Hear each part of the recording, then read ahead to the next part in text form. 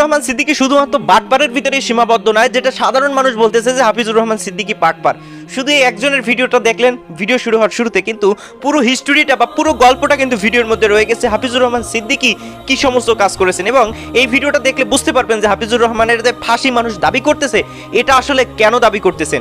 এহসান গ্রুপে ইনভেস্ট করা এটা জাতির জন্য রহমত, পুরো পৃথিবীর জন্য রহমত, এমন উক্তি করার পরেও তিনি কোনো রকম অন্যায় করেনি বলে তার ভক্তরা দাবি করতেছেন যে আসলে হাফিজুর রহমান সিদ্দিকী কোনো অপরাধী করেনি। অন্যদিকে হাফিজুর রহমান সিদ্দিকী যে সমস্ত কথাগুলো বলছেন সেগুলো সাধারণ মানুষ শোনার পরে এ সিদ্ধান্তে উপনীত হয়েছে যে হাফিজুর রহমান সিদ্দিকী লোভনীয় এবং দালালিময় যে কথাগুলো বলছেন সেটা থেকে যদি তিনি মুখ ফিরিয়ে নেন বা সেই কথাগুলো যদি উইথড্র করেন তাহলে মানুষ তাকে সাধারণ ক্ষমা করবে। কিন্তু হাফিজুর রহমান সিদ্দিকী যেরকম অহংকারী তার ভক্তবৃন্দরা সেরকম অহংকারী। তো চলুন আসলে হাফিজুর রহমান সিদ্দিকীর কথায় যারা টাকা ইনভেস্ট করেছিল সেই সমস্ত মানুষ টাকা না পেয়ে মৃত্যুবরণ করেছে, সেই মৃত্যুর দায়ভার কিন্তু হাফিজুর রহমান সিদ্দিকীকেই দিতে হবে, এটা কিন্তু অস্বীকার করার কিছু নাই। তো চলুন আসলে মানুষ কিভাবে অনাহারে এহসান গ্রুপ ইনভেস্ট করার পর মৃত্যুবরণ করেছে সেটা একটু দেখে নেওয়া যাক।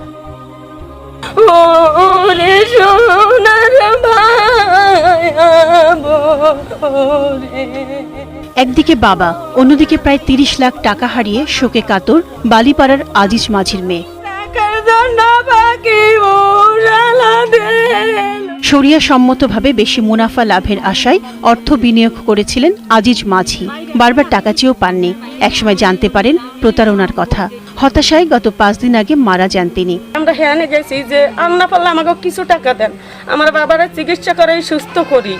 কবে টাকা নাই, টাকা দেবো কোথা, তোনে তোমাকে ধৈর্য ধরতে হইবে, পাবা একদিন না একদিন।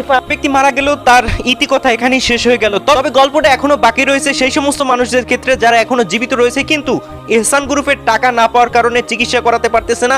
শুধুমাত্র সুদমুক্তভাবে জীবনযাপন করার লক্ষ্যেই যারা টাকা ইনভেস্ট করেছিল হাফিজুর রহমান সিদ্দিকী সহ যে সমস্ত বক্তাদের কথা শুনে, যারা নিজেদের আন্ডারে অনেক মানুষের টাকা আত্মসাৎ করিয়েছে, অর্থাৎ নিজেদের আন্ডারে অ্যাকাউন্ট খুলিয়ে দিয়েছে, টাকা জমা দিয়েছে এবং এটা এমএলএম কোম্পানির মতোই সেখান থেকে মুনাফা নিয়েছে। হাফিজুর রহমান সিদ্দিকী নিজেও সেখানে অ্যাকাউন্ট খুলে মানুষকে রেফার করে এখানে মানুষকে যুক্ত করাইছিল। তো চলুন আসলে কিভাবে মানুষ অসুস্থ হওয়ার কারণে মৃত্যুর মুখে পতিত হয়েছে এবং হাফিজুর রহমান সিদ্দিকীকে গালাগালি করতেছে সে দৃশ্যটা একটু দেখে নেওয়া যাক। এই বদমাইশে যা করছে, একজন মানুষের ট্রিটমেন্ট করতে পারতেছে না এই টাকায় তুই।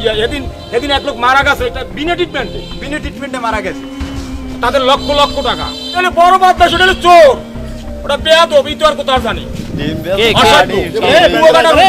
একটা চোর। আল্লাহর কালাম ওই ভণ্ডাম দিয়ে শুরু করছে, বেয়াদব কোথাও জানি ডিম বেকাটা মহিলারা দুটো সুবরি বেছে হেইয়া এহসানে তুইছে কটা চোরের পিছনে আসি এহসানে টাকা তুইছে বেয়াদব কোথাও জানি। হাফিজুর রহমান শেষে আমরা এটাই বলতে চাই, হাফিজুর রহমান সিদ্দিকী একজন ইসলামের দায়ী বা দিনের দায়ী। তিনি দাওয়াত দেওয়ার কারণে অনেক মানুষ ইসলামের পথে এসেছে, মুখে দাঁড়িয়ে ছিল না দাঁড়িয়ে রাখতেছে, অনেক উপকার হয়েছে ইসলামের। তবে হাফিজুর রহমান সিদ্দিকীর যে সমস্ত দালালিময় কথাগুলো ছিল এবং যে হিংসামূলক কথাগুলো ছিল সেগুলো যদি তিনি ফিরিয়ে নেন তাহলে আশা করি সাধারণ মানুষ তাকে ক্ষমা করে দিবেন এবং এই সমস্ত লোভনীয় কাজ থেকে যদি নিজেকে বিরত রাখে তাহলে অবশ্যই আমি মনে করি হাফিজুর রহমান সিদ্দিকীর দ্বারা ইসলামের অনেক উপকার হবে। তবে অবশ্যই তার বাটপারি এবং সিটারি বাদ দিতে হবে। ধন্যবাদ সকলকে। আসসালামু আলাইকুম ওয়া রাহমাতুল্লাহ।